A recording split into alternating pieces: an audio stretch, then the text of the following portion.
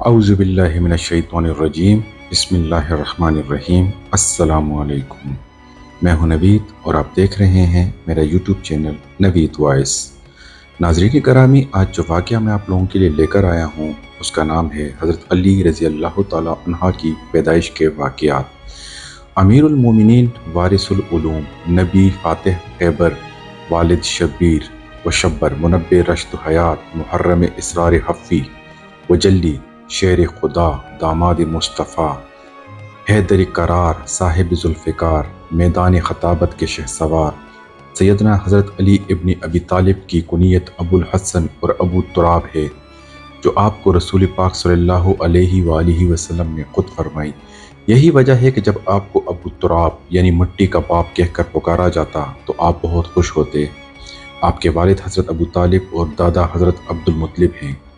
حضرت علی کی والدہ حضرت فاطمہ بنت اسد ہاشمی خاندان کی وہ پہلی خاتون ہے جنہوں نے اسلام قبول کیا اور ہجرت فرمائی۔ آپ رشتہ مباحات میں اور دنیا و آخرت میں بھی نبی کریم صلی اللہ علیہ وآلہ وسلم کے بھائی ہیں۔ آپ کی ولادت 13 رجب 30 عام الفیل کو ہوئی۔ پیدائش کے بعد 3 دن تک آپ نے آنکھیں نہیں کھولی۔ لوگ کہنے لگے کہ شاید آپ دیکھنے سے قاصر ہیں، لیکن جب نبی پاک نے اپنی آغوش رحمت میں لیا تو آپ نے آنکھیں کھول لی۔ گویا آپ پیدا ہوتے ہی سرکار دو عالم کے عاشق تھے اور دنیا میں سب سے پہلے جس مقدس ہستی کا آپ پہلی بار دیدار کرنا چاہتے تھے وہ رسول خدا صلی اللہ علیہ وآلہ وسلم کی بابرکت ذات ہے۔ آپ نے روح مصطفیٰ کی زیارت کے لیے 3 دن تک آنکھ ہی نہ کھولی۔ روایات میں آتا ہے کہ ایک مرتبہ حضرت علی رضی اللہ تعالی عنہ کی جوانی کے عالم میں حضور صلی اللہ علیہ وآلہ وسلم نے فرمایا، علی رضی اللہ عنہ، مجھے یہ تو بتاؤ کہ جب آپ پیدا ہوئے تو آپ نے آنکھیں کیوں نہیں کھولی؟ جب میں نے گود میں لیا تو آپ کی دونوں آنکھیں کھلی تھیں۔ حضرت علی رضی اللہ عنہ نے عرض کیا، حضور، اس لیے کہ میری پہلی نگاہ روح مصطفیٰ صلی اللہ علیہ وآلہ وسلم پر پڑے۔ حضور پاک صلی اللہ علیہ وآلہ وسلم کے سایہ رحمت میں پرورش پائی، انہی کی گود میں ہوش سنبھالا اور پروان چڑھے۔ علم الہی کے لامحدود خزانے نے سینہ نبوت سے حاصل کیے۔ آپ کی پہلی تربیت گاہ ہی گودر رسالت تھی۔ آپ نے سرکار دو عالم کی باتیں سنی، ان کی عادتیں سیکھیں، اس لیے تو بتوں کی پوجا کی نجاست سے آپ کا دامن کبھی آلودہ نہ ہوا، یعنی آپ نے کبھی بت پرستی نہ کی، اور آپ کی وجہ اللہ کا لقب عطا ہوا۔ آپ کی عمر مبارک 10 سال تھی کہ جب رسول اللہ صلی اللہ علیہ وآلہ وسلم نے اعلان نبوت فرمایا، جس پر حضرت علی نے پوری لبیک کہا۔ بعض نے 9 سال اور بعض نے 8 برس یا اس سے بھی کم روایت کی ہے۔ جس روز سرکار مدینہ صلی اللہ علیہ وآلہ وسلم نے ہجرت فرمائی تو آپ کو اپنے بستر پر سونے کا حکم دیا اور فرمایا، میرے بعد کفار مکہ کی امانتیں لوٹا کر آنا۔ آپ نے اللہ کے نبی پاک صلی اللہ علیہ وسلم کے حکم کی تعمیل فرمائی۔ عجب بات ہے، تلواروں کی چھاؤں میں آپ اتنی سکون کی نیند سوئے کہ ایسی نیند پھر آپ کو کبھی نہ آ سکی، چونکہ آپ جانتے تھے آج رات موت نہیں آ سکتی۔ آپ جیسا بہادر پورے عرب و عجم میں نہ تھا۔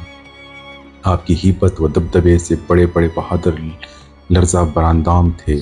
آپ نے تمام غزوات میں سوائے غزوہ تبوک کے نبی کریم صلی اللہ علیہ وآلہ وسلم کے ساتھ شرکت فرمائی، چونکہ غزوہ تبوک میں سرکار دو عالم نے آپ کو اپنے خلیفہ بنا کر مدینہ منورہ میں چھوڑا تھا۔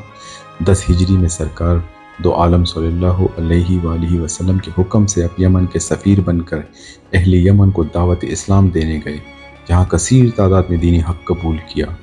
قدرت نے آپ کو بہت سی خصوصیات عطا فرمائی۔ آپ فن کتابت کے بھی ماہر تھے۔ آپ کے ہاتھ کا لکھا ہوا قرآن پاک آج بھی ایران میں امام رضا رحمت اللہ علیہ کے عجائب گھر میں موجود ہے۔ آپ بہترین قاضی تھے۔ آپ کے فیصلے آج بھی دنیا کی عدالتوں میں اتھارٹی کے طور پر استعمال ہوتے ہیں۔ آپ احکام فقہ و سنت میں ماہر تھے، نہایت قوی تھے، رنگ گندمی تھا، آپ کی ریش مبارک گنی اور دراز تھی۔ آپ نے اپنے قاتل کو شربت پلانے کا حکم فرمایا۔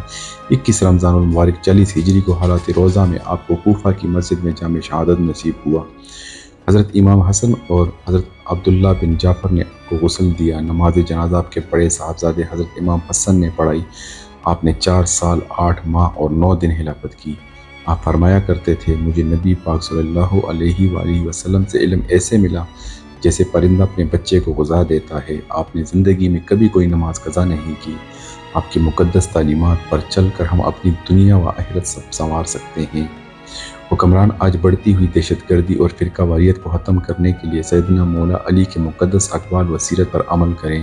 اللہ اپنے کامل بندوں کے صدقے وطن عزیز پاکستان اور تمام عالم اسلام کی حفاظت فرمائیں اور ہماری انفرادی و اجتماعی مشکلات آسان فرمائیں۔